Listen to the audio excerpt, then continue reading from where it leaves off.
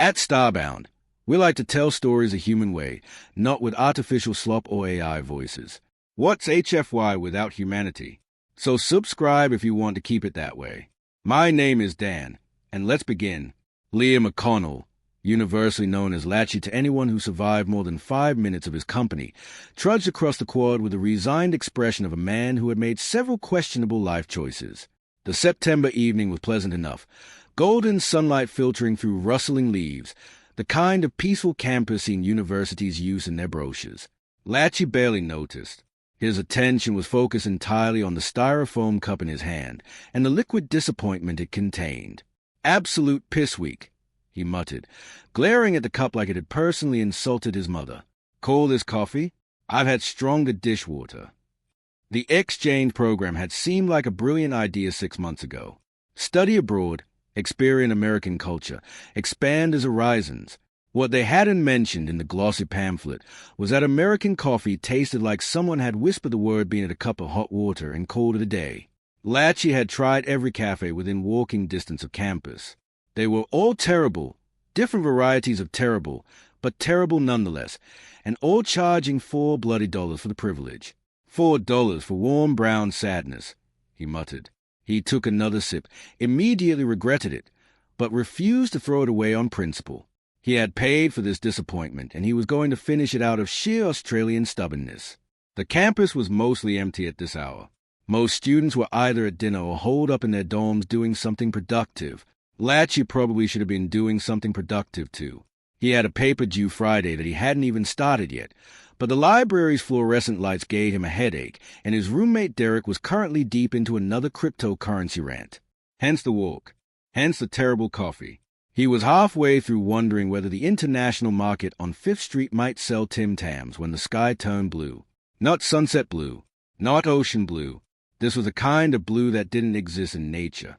The kind that made your eyes hurt just by looking at it, like someone had taken the concept of blue and turned it up to 11. What the... The light engulfed him completely. Latchy felt a strange sensation, like being pulled upward even though his feet never left the ground. His stomach flipped violently, reminding him of the time he'd gone cage diving with great whites off Port Lincoln. His last coherent thought before everything went sideways wasn't fear or wonder. It was irritation. "Oh, come on," he said to the blue void around him. "I paid for that coffee." Latchy woke with groan powerful enough to impress his grandmother, the kind of groan that conveyed deep existential exhaustion with the universe. He was lying on something that felt like a floor, though it had the temperature and texture of nothing. Not warm, not cold, not hard, not soft. Just there. Annoying. Right, he muttered, pushing himself upright. This is definitely happening. The room around him was aggressively white. Not hospital white or Apple Store white. This was a kind of white that suggested the designer had only a theoretical understanding of colors and decided to skip the concept entirely. The walls curved seamlessly into the ceiling. No corners, no seams, no doors, no windows, just endless glowing white. Latchy stood, brushed off his jeans outer habit, and began inspecting his surroundings. Minimalist, he observed. Bit wanky, if you ask me. He reached toward what his brain insisted was a wall. His hand stopped about 10 centimeters short. An invisible barrier. He knocked on it. Nothing. "Of course," he sighed. "Can't even have the satisfying thunk of a proper wall." He walked the perimeter of the room methodically, testing every section of the barrier. 4 meters by 4 meters. Roughly. Force field. No weak points. No controls. No furniture. Not even a bloody chair, he complained to the invisible observers he assumed were watching. "What kind of hospitality is this? I get abducted. Probably abducted. And you can't even give me a chair? No welcome basket? No fruit platter." He sat cross-legged on the floor. "This is what happens when engineers design everything," he announced to the ceiling. "All function. No style." He waved lazily upward. "Hope you're taking notes. Terrible customer service. 1 star. Would not recommend." The strange part, the part that should probably have concerned him, was that he wasn't afraid. Confused? Sure. Annoyed? Absolutely. But afraid? Not really. Maybe it was shock. Maybe growing up on a cattle station where the nearest hospital was 2 hours away had changed his relationship with danger. When you grew up dealing with snakes, bushfires, and broken machinery, strange situations tended to become problems to solve rather than reasons of panic. Latchy leaned back on the floor and stared at the glowing ceiling. "All right, then," he said. "Let's see what you've got." 3 decks above him, Chief Collector Thrax studied the human's biometric readings with growing fascination. Heart rate 68. Reported 1 technician. Cortisol levels minimal. Minimal? Thrax repeated. They rescanned. The results were identical. The human wasn't panicking. It was relaxing. Fascinating, Thrax murmured. On the observation screen, the human stretched lazily. "Prepare the examination chamber," he ordered. "This will make an excellent study." Back in the containment cell, the walls suddenly turned transparent. Latchy froze mid-stretch. 3 tall gray aliens stood on the other side. Big heads, large black eyes, long fingers. Exactly the sort of aliens you'd expect if someone had asked an AI to design generic extraterrestrial. "Oh," Latchy said, "you lot need to eat more." The tallest alien tapped a device on its wrist. When it spoke, the voice came out in perfect, if slightly stiff, English. "Specimen of Homo sapiens, you have been collected for scientific study. I am Chief Collector Thrax of the Glycon Research Collective. You are experiencing first contact with an advanced spacefaring civilization." Latchy waited. "Right," he said eventually. "Monumentous. Got it." He scratched his head. Where's the dunny?" The alien stared. "The dunny?" Thrax repeated. "Yeah, mate," Latchy said. "Toilet."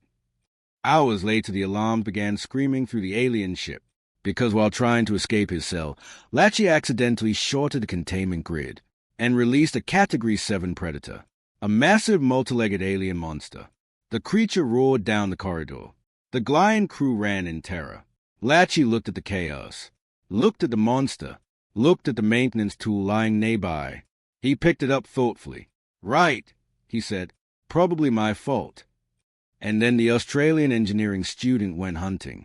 Using coolant leaks, exposed wiring, and improvised tools, Latchy lured the massive predator into a trap.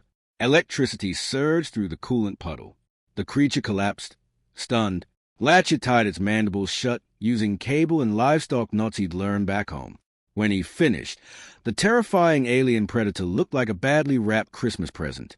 "Sorry about that, mate," he told her politely. 10 minutes later, Latchy walked onto the bridge of the alien ship, carrying a heavy maintenance wrench over his shoulder. The Glycon crew froze in terror. "Day," he said. "We need to have a chat." He pointed the wrench casually. "Turn this ute around and take me back to Earth." Pause. "Oh, and I'll take 2 cases of that nutrient gel stuff." Another pause. "Waked up a thirst chasing your nightmare lobster." The Glycon ship returned him to campus shortly afterward. Latchy appeared exactly where he'd been taken. His dropped coffee cup still sat on the ground. "Well," he muttered, "that was a thing." Back in his dorm room, Derek looked up from his laptop. "Where have you been?" "Got abducted by aliens," Latchy said, opening container of alien rations. "Right," Derek said. "Seriously, though, where'd you buy that drink?" Latchy took a sip. "International market," he said. "Something like that." Meanwhile, Chief Collector Thrax submitted his official report. Human species classification, apex persistence predator. Recommendation, do not engage, do not capture, do not approach. Just don't. Because the most terrifying discovery of all was that the human hadn't even been scared. He had just been annoyed. Latchy thought the whole alien abduction thing would be the strangest part of his week. He was wrong. 3 days after his return, life had mostly returned to normal. His classes continued.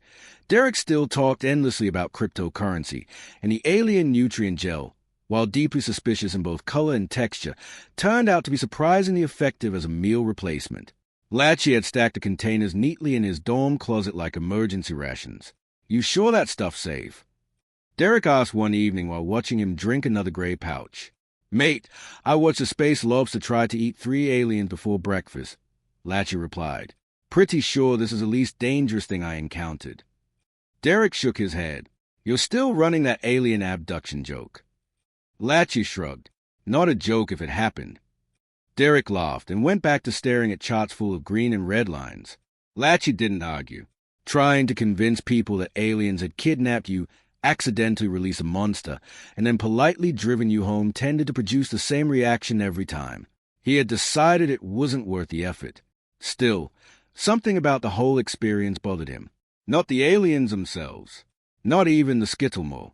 It was a feeling that the situation had ended too cleanly. Aliens at advanced didn't just forget about things. And humans, in his experience, rarely got away with causing catastrophic engineering failures without someone asking questions. He was halfway through writing the introduction of his fluid dynamics paper, his first actual progress, when his phone buzzed. Unknown number. He answered cautiously. Hello. Static crackled for a moment. Then a familiar voice spoke. Human Latchy. Latchy blinked. Thrax. Derek looked up from his desk. Who's Thrax? Spam call, Latchy said quickly, turning toward the window. Bit far from Earth for phone signal. Aren't you? Your communication device was easily adaptable, Thrax replied stiffly. Latchy leaned against the wall. Well, that's mildly terrifying. I require your assistance. Latchy stared at the phone. You're joking. There's been another containment failure. Latchy rubbed his eyes. Mate, you have an entire spaceship full of scientists. Yes. And none of them can fix their own problems. Silence on the line. Finally, Thrax spoke again. They are currently hiding. Latchy sighed deeply. Right. Of course they are. Derek called from across the room. You arguing with customer support again. Something like that, Latchy said. Then into the phone. What kind of problem are we talking about? Thrax hesitated. The skittlemore was not the only specimen aboard our vessel. Latchy closed his eyes. Please tell me you're kidding. We are not. Bigger or smaller than the lobster? Bigger. Latchy stared at the ceiling. You lot really need better hobbies. We will compensate you with additional nutrient supplies. That gray sludge. It is highly nutritious. Latchy considered. Free food was free food. All right, he said finally. But if this thing tries to eat me, I'm charging extra. The blue light returned 15 minutes later. Derek didn't even notice. When the glow faded, Latchy stood once again inside the Glycon ship. The crew scattered the moment they saw him. One technician actually dropped a data pad and ran. Good to see you too, Latchy muttered. Thrax approached cautiously. Human Latchy. Chief Collector, Latchy replied. They stared at each other for a moment. Then Latchy pointed down the corridor. All right, where's the problem? Thrax gestured nervously. In the specimen containment sector. Of course it is. They walked through the corridors while Glycon crew members peeked out from behind doors like nervous maycats. Latchy noticed something interesting. The moment the aliens realized he was walking toward the containment area, they seemed relieved, like someone else had volunteered to wrestle the crocodile. What did you capture this time? Latchy asked. Species designation, crafted burrower. Does it have teeth? Yes. Lots. Yes. Brilliant. They reached the containment sector. The massive doors were bent outward. The floor plating was cracked. Something enormous had forced its way out. Latchy whistled softly. Yeah, that's not ideal. A deep rumble echoed through the corridor. The entire deck vibrated. Latchy looked at Thrax. Please tell me that's the engine. It is not. Another rumble shook the hallway. Something scraped against metal in the distance. Latchy sighed. All right. He rolled up his sleeves. Let's go see your new pet. Thrax blinked. You intend to confront it? Latchy looked confused. Well, I'm not writing it a strongly worded email. They followed the sound deeper into the ship. The damage grew worse with every corridor. Walls torn open. Bulkheads crushed. Finally, they reached a massive cargo bay. The doors had been ripped apart like paper. Inside stood the crafted burrower. It was enormous, at least 10 meters long. Its body looked like a cross between a centipede and an armored drilling machine, covered in thick chitin plates and massive clawed limbs designed for tunneling through rock. Its head lifted slowly. Dozens of glowing eyes turned toward them. Latchy nodded thoughtfully. Yep, that's bigger. The creature hissed. The sound rattled the metal walls. Thrax whispered in horror. It killed an entire mining colony before we captured it. Latchy glanced around the room. Broken machinery, fuel canisters, maintenance cables hanging from the ceiling, improvised tools everywhere. His brain started assembling a plan automatically. All right, he said. Same strategy as last time. Thrax stared at him. You have a strategy. Latchy grinned. Mate, where I grew up we had bulls meaner than this. The Krathid charged. Latchy grabbed a loose cable from the wall and yanked it free. Sparks showered the floor. Oi, he shouted. Over here, ugly. The massive creature turned toward him. Latchy sprinted across the cargo bay, dragging the live cable behind him. The Krathid followed, smashing through equipment in pursuit. Right, Latchy muttered while running. Let's try something new. He skidded around a fuel tank, wrapped the cable around its base, and leapt aside. The creature slammed into the tank. The cable snapped tight. Electricity surged. Fuel ignited. A brilliant flash filled the bay. When the smoke cleared, the Krathid lay unconscious on the deck. Latchy coughed and waved away smoke. Still got it. Behind him, the Glycon crew slowly emerged from hiding. They stared at the human, then at the defeated monster, then back at the human. Thrax whispered to his technicians, "Update the classification." From apex predator. Thrax shook his head slowly. Something was. Latchy picked up another maintenance wrench.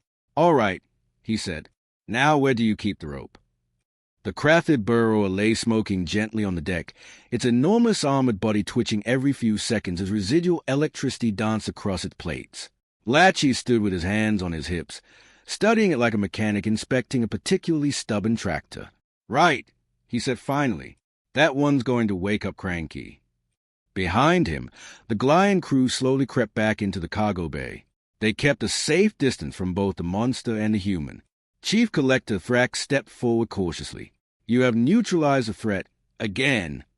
Latchy shrugged. Wouldn't call it neutralized. More like temporarily convinced to take a nap. One of the technicians whispered nervously. What do we do now? Latchy looked around the room. Broken machinery, hanging cables, bent structural beams, plenty of materials. Same thing we did with the lobster, he said. We tie it up. The Glycons exchanged horrified looks. You intend to restrain a Krathid burrower manually. Latchy blinked. Well, you lot don't seem keen to do it.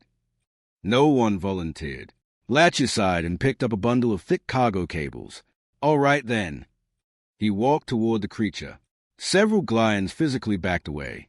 Relax, Latchy said over his shoulder. If it wakes up, I'll just hit it again. That is not a reassuring statement, Thrax said faintly. Latchy knelt beside the creature's massive mandibles and began looping cables around them with practiced efficiency. Used to tie up cattle back home, he explained. Same basic idea, just more legs. The Krathid had many legs. It took nearly 20 minutes. By the time Latchy finished, the enormous alien predator looked like an extremely dangerous package waiting for delivery. He wiped his hands on his jeans and stepped back. That should hold. Thrax stared at the restrained monster, then at the human, then back at the monster.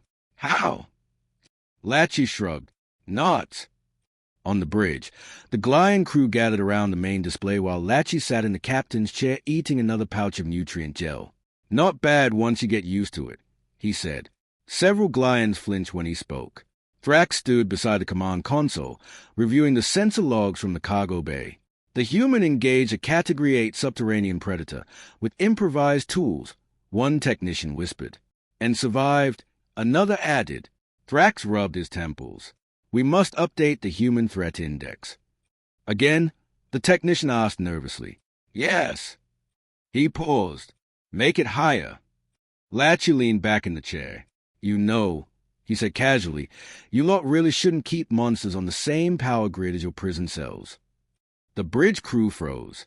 Thrax slowly turned toward him. You deliberately disabled a containment grid earlier. Latchy raised an eyebrow. Mate, I was trying to get out of a box. That action released a skittle. Yeah, I noticed.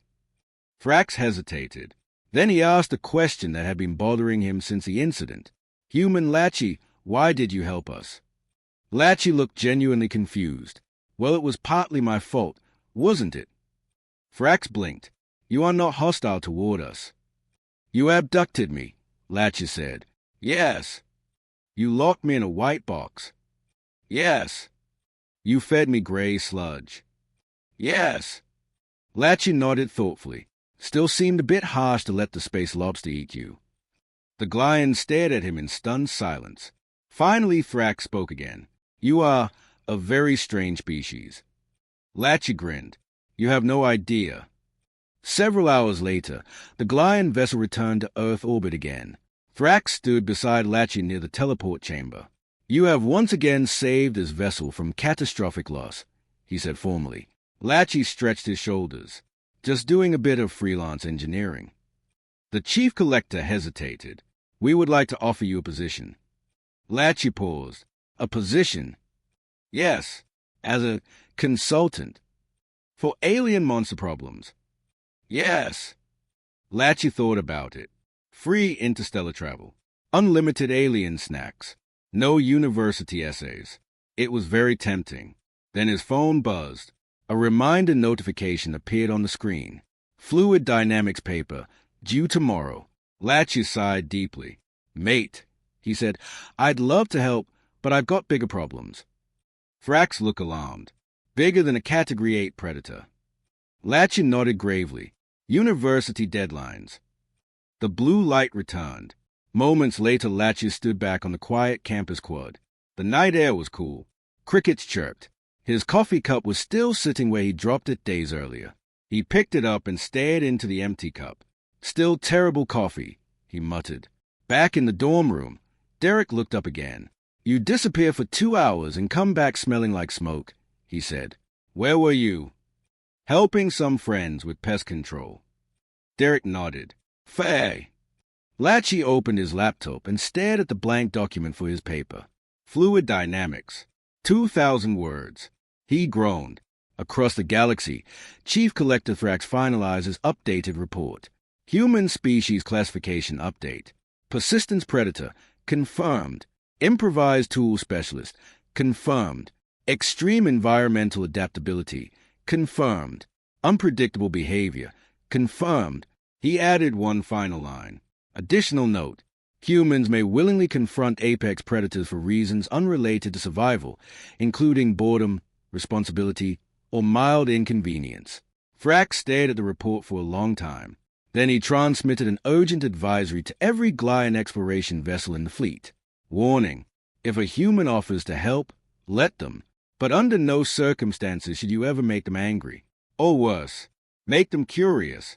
Because the most terrifying thing about humans was not their strength or their intelligence.